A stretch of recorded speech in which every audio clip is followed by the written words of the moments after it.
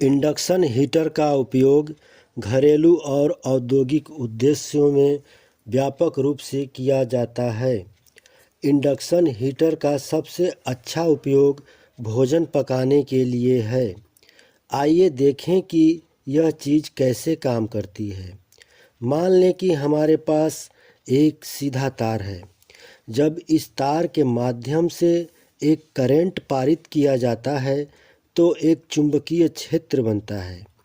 यदि करंट की मात्रा धारा बढ़ने पर चुंबकीय क्षेत्र की शक्ति भी बढ़ जाती है और विद्युत धारा की दिशा में परिवर्तन से चुंबकीय क्षेत्र की दिशा में परिवर्तन होता है।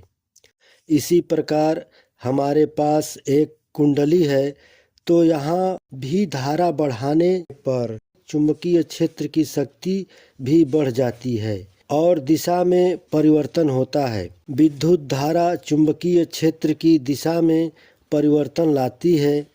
आइए इस अवधारणा को प्रेरण हीटिंग का सिद्धांत समझने के लिए लागू करें। एक प्रेरण कॉइल एक इंडक्शन हीटर का महत्वपूर्ण हिस्सा है।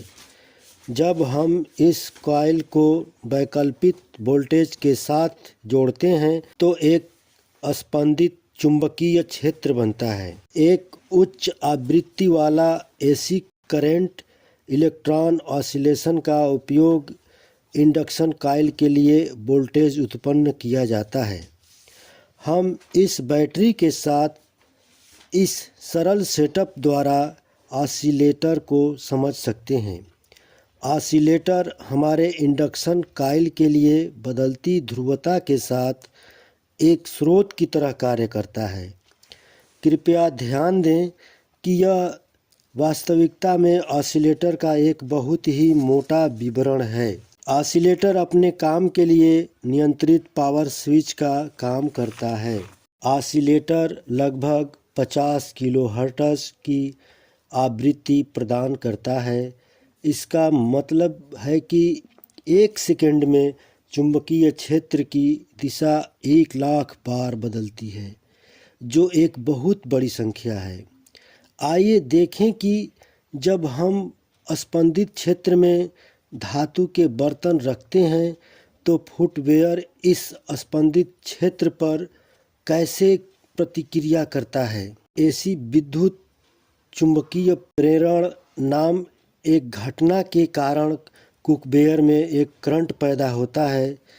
वास्तव में इंडक्शन हीटर नाम विद्युत चुंबकीय प्रेरण शब्द से आया है क्योंकि यह इसके काम करने का मूल सिद्धांत है। एसी करंट बड़ी मात्रा में गर्मी पैदा करता है जो आपके भोजन को बहुत तेज़ी से गर्म करता है। इंडक्शन हीटिंग सबसे तेज़ विधि है, बल्कि यह हीटिंग की सबसे कुशल विधि भी है क्योंकि ऊर्जा सीधे कुकवेयर से सीधे बर्तन में ट्रांसफ़र होती है। लेकिन इंडक्शन हीटिंग की कुछ सीमाएं हैं क्योंकि इसका काम पूरी तरह से एसी धाराओं पर डिपेंड है। इसलिए यह इसका उपयोग बहुत अधिक या बहुत कम प्रतिरोध वाली सामग्रियों को गर्म करने के लिए नहीं किया जा सकता है क्योंकि उनके चुंबकीय व्यवहार और उपयुक्त प्रवाह बहुत अधिक होता है।